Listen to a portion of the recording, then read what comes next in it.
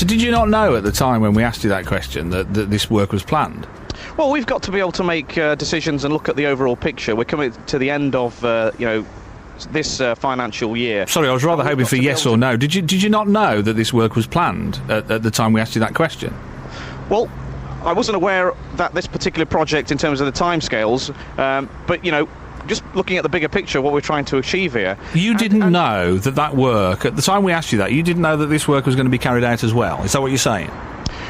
Well, yes or no? Well, this is a number of works that's going to be going on. Did you know at the time, though, Ranjit? Yes or no is the answer.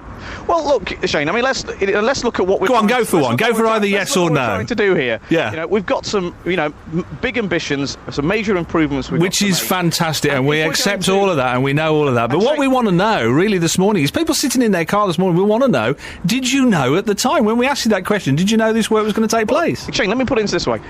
This is a route we're going to take. My wife works at Westfield, so we're going to regularly come here, so I'll be amongst it here. But I'll tell you what, put it, Ranjit, I hate to be rude and interrupt you, but put it this way. It's either yes or no. Did you know? Well, I've answered that question, Shane. What was the answer? Was it yes or no? Well, look, let's look at what we're trying to do here.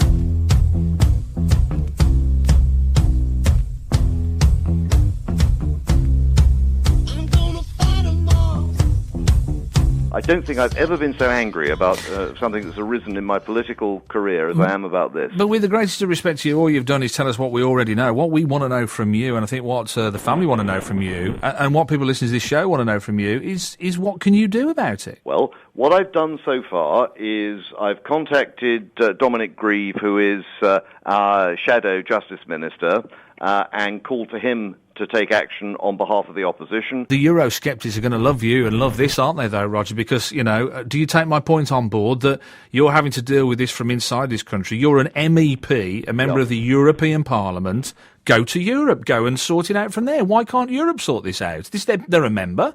Well, the problem is that we've created this European arrest warrant, and, I'm not a lawyer, so I can't confirm a legal judgment, but my understanding is that under the terms of the European arrest warrant, the authorities in another member state or a magistrate in another member state can simply sign a piece of paper and say that anyone, you, me, any British person can be picked up off the street and sent to Latvia, Bulgaria, Slovenia, wherever it happens to be.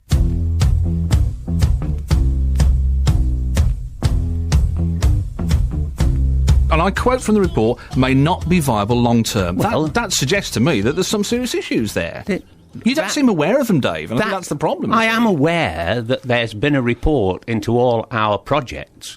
The reason I'm not aware of it is because someone's leaked a report to you that I haven't read yet. People will be disgusted, Dave. People will be disgusted to hear you say that. It's a pretty lame excuse, isn't it? To say we offered you to look at a copy of this report this morning and you didn't want to do it. No. For whatever reason, and you can be as pedantic about it as you like and say because it said private and confidential, but in order to have this conversation, you could have had a look at that report in advance in the same way that we have. Yes. And you chose not to do that. Now, you're not letting me down by doing that. I'm not letting anyone down by doing that. You don't think so? You fire everyone who makes a mistake because the BBC would be full of people who were fired.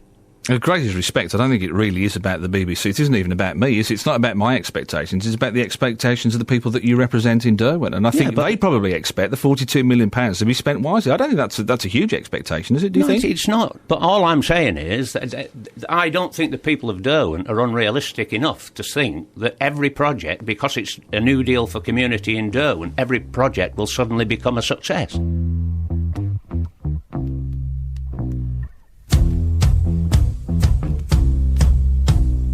He's a funny fella, Gordon Brown, isn't he? He doesn't work well in the TV studio. He couldn't even concede to Andrew Marr that he had any kind of effect on this current economic downturn. It's always somebody else's problem. He wouldn't concede even that. How will he deal with real people? Is he any better with real people? That's the difficulty, and to be blunt about it, I suspect he's not going to meet any real people, as you call them. It is always said about real people who don't work in radio or television. No. But you're right in terms of the interview on Sunday. It it's almost somebody else's fault. It's the Americans' fault. Will he say that to Barack Obama, or maybe he'd probably blame George Bush for it? But it's interesting, you say that. He was Chancellor for 10 years. Some people say that's part of the problem. That's why we're in the poop we're in now, is because he was Chancellor for 10 years. Well, that's what the Conservatives are saying in that respect. Gordon Brown's argument is, well, we're better than other countries, and they always start throwing statistics at you, and you've no idea whether or not this... and the Tories used to do it as well. Yeah. The worst was Virginia Bottomley when she was Health Secretary. After Derby, he's then off to the North West, the West Midlands, the South West and South Wales by the end of the week.